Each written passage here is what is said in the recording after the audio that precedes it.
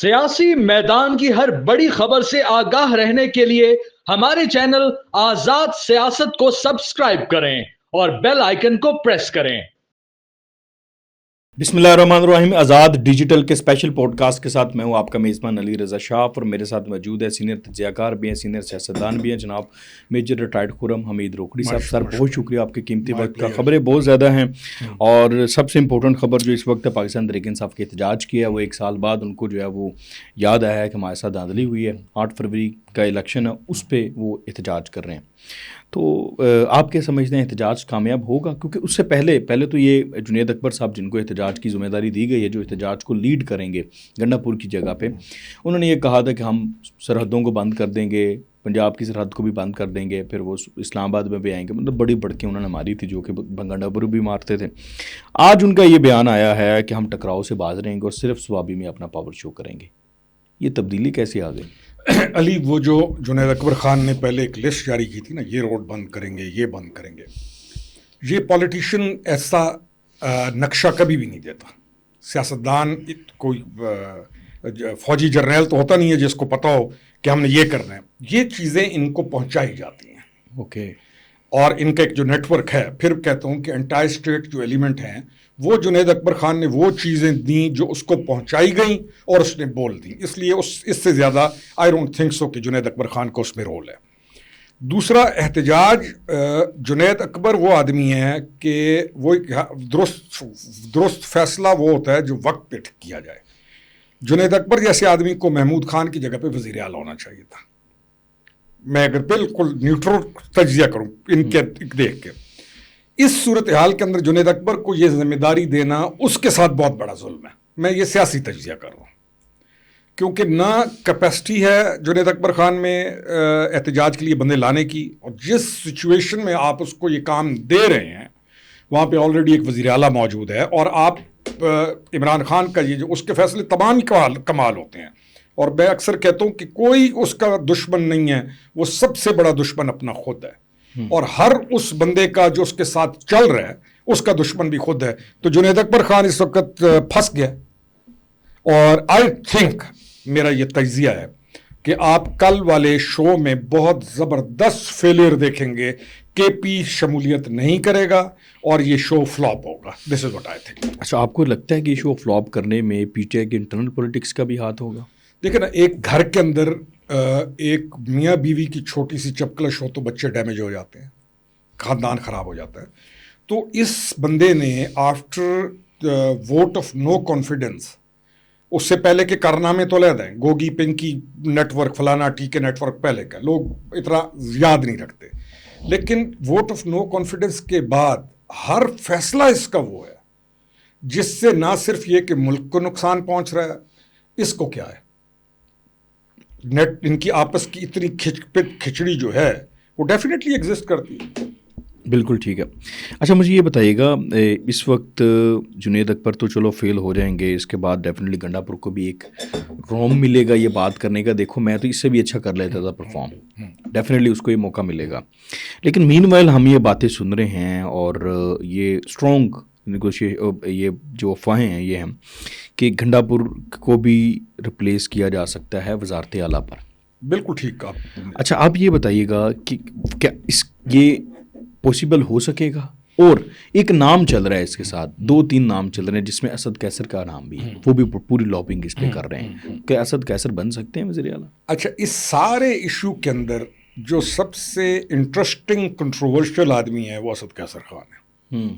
وہ ایک علیحدہ گیم اس کی چل رہی ہے، کبھی مولانا کے پاس، کبھی ادھر کبھی ادھر۔ میرے خیال میں he will be the last person to become chief minister. Okay, وہ خود جو مرضی کوشش نو پاسبلٹی۔ مولانا کے پاس دیکھیں، دشمن کا دشمن دوست ہوتا ہے نا، اب مولانا کی رائولری تو ہے نا اس کے ساتھ پولیٹیکلی گنڈا پور کے ساتھ، اور مولانا کے پاس جو جا رہے ہیں وہ اسد کیسر جا رہے ہیں۔ That's the point. اچھا، دوسری چیز جو آپ نے کہا نا کہ علی امین کو کیا یہ ہٹانے کی کوشش کرے گا، 100%۔ یہ جو جنید اکبر خان کا فیصلہ ہے، یہ علی امین کو ہٹانے کے لیے گراؤنڈ تیار ہو رہا ہے نا۔ اور علی امین کو ہٹانے والا شخصیت کون ہے؟ وہی جس نے بزدار کو بنایا تھا اور جس نے بزدار کو رکھا، خاتون خانہ، جو اصل برین ہے ہمارے اس بھائی صاحب کا جو اندر جیل کے اندر پڑا ہوا ہے, جس کو ہم پتہ نہیں بہرحال وہ کیونکہ شی is against Ali Amin now, تو وہ ڈیفینیٹلی اس نے وہی کہنا ہے جو اس نے کرنا ہے, کوشش ہوگی ہے بالکل ٹھیک. اور اس میں اسد قیصر کا انفلوئنس ہوگا, لیکن نہیں وہ کرے گا پورا, کیونکہ دیکھیں نا وہ بہت اصل میں کوشش وہی کرے گا کہ قرا میرے نام کا نکل آئے. لیکن کس کے نام کا نکل سکتا ہے ویسے, اگر آپ اسیسمنٹ دیں آپ کی؟ دیکھیں ابھی کچھ بھی نہیں کہا جا سکتا. علی امین کی اپنی پوزیشن مضبوط ہے. دوسرا یہ ہے کہ جنید اکبر خان کا کل والا جو جلسہ ہے اس کے فیلئر کے بعد سچویشن ٹوٹلی ڈفرینٹ ہو جائے گی, تو معاملات آگے الجھتے ہی جائیں گے. پھر کہہ رہا ہوں کہ درست فیصلہ وہ جو اڈیالہ کے اندر ہے اس سے آج تک کوئی ایک درست فیصلہ بتا دے جو ہوا. بالکل ٹھیک ہے. اچھا مین ویل دوسری طرف ہم تھوڑا سا ٹچ کر لیں, جوڈیشری میں ایک کرائسس بظاہر ویسے ہے نہیں, بظاہر نظر مطلب دکھایا جا رہا ہے پبلک کو کوئی کرائسس چل رہا ہے, کیونکہ ایک اور خط چلا گیا 26ویں ترمیم کے بعد یہ چیزیں بڑھتی جا رہی ہیں. اسلام آباد ہائی کورٹ کے ججز پہ خط لکھ رہے ہیں اور وہاں سے جو جج ٹرانسفر ہو کے ہیں دیگر صوبوں سے. اب ایک خط جو ہے وہ جو 4 ججز ہیں سپریم کورٹ کے, انہوں نے لکھا ہے چیف جسٹس کے نام. 10 فروری کو ایک اجلاس ہو رہا ہے جوڈیشل کمیشن کا, نئے ججز کی جو تعیناتی ہونی ہے سپریم کورٹ میں. وہ یہ چاہتے ہیں, یہ جو ابھی خط کا متن ہے وہ میں آپ کو بتا دیتا ہوں خلاصہ وہ یہ کہتے ہیں, ان کا یہ موقف ہے کہ جب تک 26ویں آئینی ترمیم پر جو کیس لگا ہوا ہے اس پہ فیصلہ نہیں ہو جاتا تب تک آپ اس کو مؤخر کر دیں. نہیں, پاسبل ہی نہیں ہے. 26 آئینی جو 26ویں ترمیم ہے وہ ہو گئی ہے. دوسرا یہ خطوں والا جو سلسلہ ہے اس کی کوئی اس طرح اہمیت نہیں ہوتی اور نہ کبھی ہوئی ہے. یہ پتہ نہیں کب یہ خطوں والا سلسلہ ختم ہونا چاہیے اور ہوگا. دوسرا ہمیں ججز کی ضرورت ہے. ہمارا جو اصل ایشو ہے کہ آپ کے پاس جج کم ہے, ہزاروں لاکھوں کیسز التوا کا شکار ہیں. تو گورنمنٹ جو ججز لگا رہی ہے ہمیں ان کی ضرورت ہے, اور انشاءاللہ تعالیٰ یہ 10 تاریخ کو آپ دیکھیں گے کہ ججز نامینیٹ بھی ہوں گے, آئیں گے بھی صحیح. اور ایک اور اچھی چیز جو ہوئی ہے پوسٹنگ ٹرانسفرز. اچھا, یہ this is the best thing. Posting transfers ہونی چاہیے, چاہے گورنمنٹ کی کوئی کتنی ہی بڑی سیٹ پہ ہے. اس کو یہ نہیں ہونا چاہیے کہ میری پوسٹنگ کیوں ہو گئی, میری ٹرانسفر کیوں ہو گئی.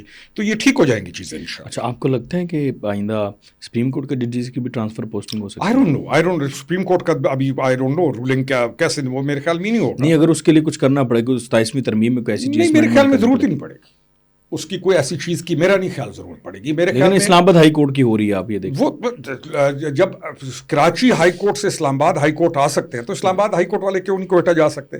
ہمارا وطن, ہمارا ملک, کیا نہیں ہے ضرورت وہاں پر؟ بالکل. آئی تھنک یہ پوسٹنگ ٹرانسفرز کا سلسلہ از اے ویری گڈ تھنگ.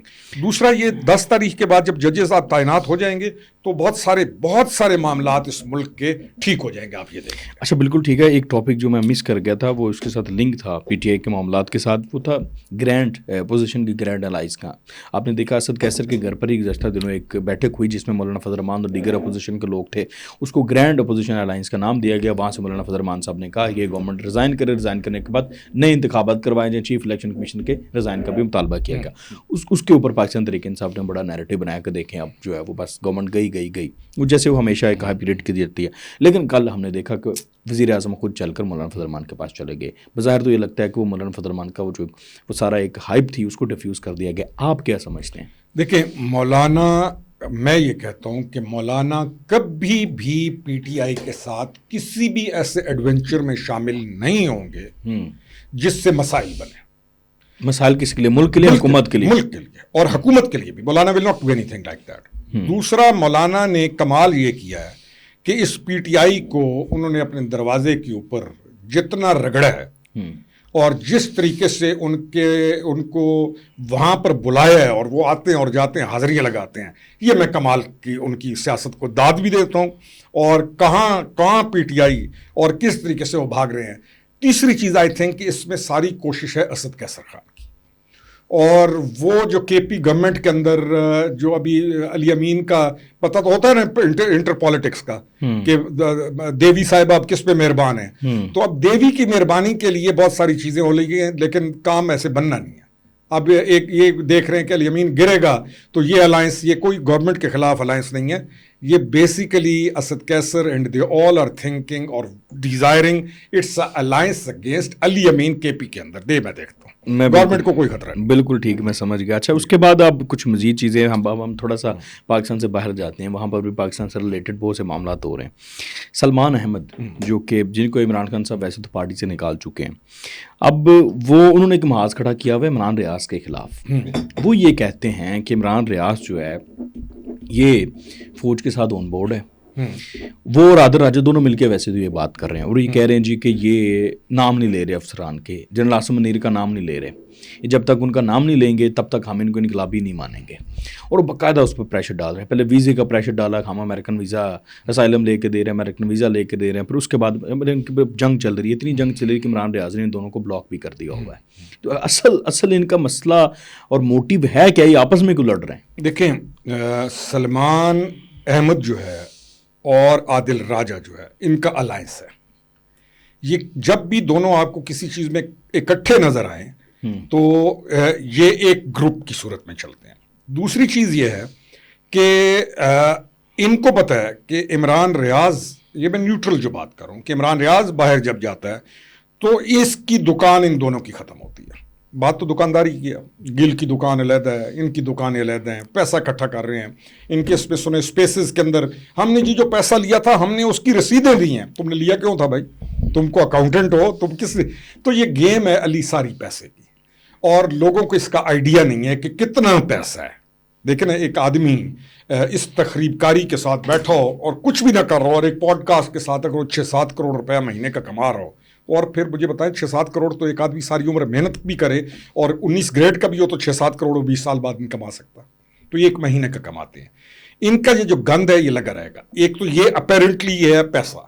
دوسری چیز یہ ہے کہ پروب کرنا پڑے گا کہ سلمان احمد کے کنیکشنز اور انڈینز کے کنیکشنز جو ہیں, عادل راجہ اور یہ کنیکشنز, ان کو بھی پروب کرنا پڑے گا.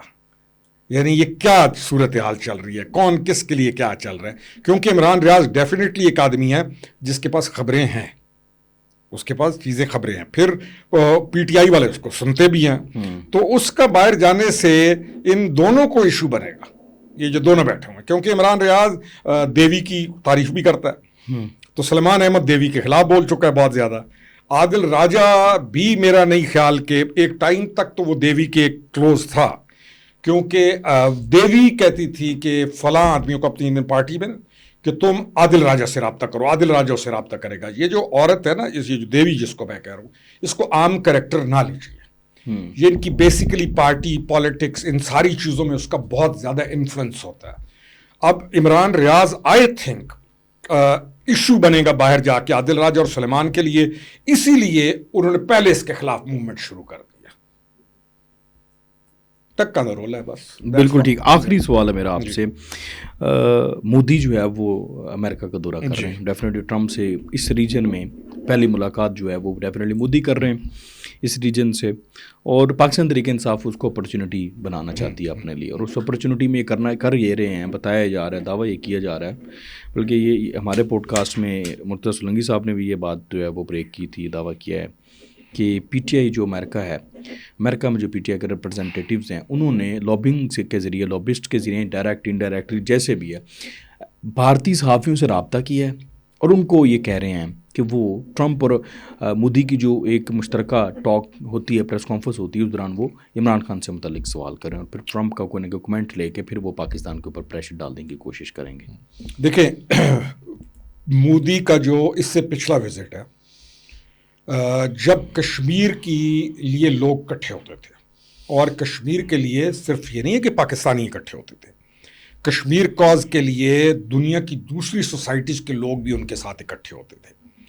انفارچونیٹلی اس تحریک انصاف نے وہاں پر فرسٹ ٹائم ڈیلیوٹ کیا کشمیر موومنٹ کو, اور مودی کو سپورٹ کیا انہوں نے. اور مودی کے پچھلے وزٹ کے اندر سب سے زیادہ جو ہمیں تکلیف ہوئی تھی ہمارے جیسے لوگوں کو, کہ تم مودی کے وزٹ کے دوران جب کشمیری اپنا حق مانگ رہے ہوتے تھے, تم ننگ وطنوں نے وہاں پر پاکستان کے خلاف مہم شروع کی. مودی کو تازہ بنگلہ دیش کے اندر جو ہے ان کو شکست ہوئی ہے, बांग्लादेश की शिकस्त का भी आप एक तरफ रखें और ये उसको एक्सप्लॉइट कर रहे हैं मोदी के हक में।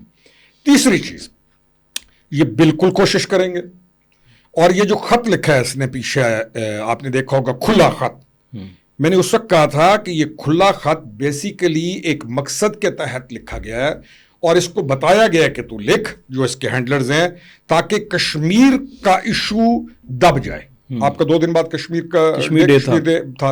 कश्मीर का इशू दबाओ। इस वक्त मोदी को सबसे बड़ा इशू है कि जब वो इंडिया से वहां जाएगा तो कश्मीर का मामला बहुत उठेगा। उस मामले को दबाने के लिए इसने खत लिखा ताकि लोगों के जहन उधर चले जाएं, और ये बिल्कुल करेंगे। और इसमें फिर ये जो नाम लिया था आपने सुलेमान अहमद, और इन पर नज़र रखनी चाहिए क्योंकि इनके राब्ते उनके साथ हैं। ये सवाल करने की पूरी कोशिश भी करेंगे, और जो इस कश्मीर कॉज को डैमेज करने की 100% कोशिश की जाएगी। लेकिन इंशाअल्लाह आप देखेंगे कि कश्मीर भी इस दफ़ा ये डैमेज नहीं कर सकेंगे दोबारा। मेरा ख्याल है कि अच्छा होगा जो चीज़ होगी, इंशाल्लाह बहुत अच्छा होगा। बहुत शुक्रिया रोकड़ी साहब आपकी कीमती वक्त का। नाज़रीन, आपने रोकड़ी साहब की गुफ्तगू सुनी। आखिर में एक तो अपनी राय का इज़हार कीजिएगा, और आखिर में आपसे सवाल ये है कि क्या पाकिस्तान तहरीक इंसाफ को भारतीय सहाफ़ियों से रब्ता करके इमरान खान के लिए ऐसी मदद मांगनी चाहिए थी या नहीं मांगनी चाहिए थी? क्या भारत के सहाफ़ियों के ज़रिए ट्रंप से पाकिस्तान के ऊपर दबाव डलवाने की कोशिश करनी चाहिए थी या नहीं करनी चाहिए थी? अपनी राय का इज़हार ज़रूर कीजिएगा। अगले पॉडकास्ट तक के लिए मुझे इजाज़त दीजिए। अल्लाह हाफ़िज़।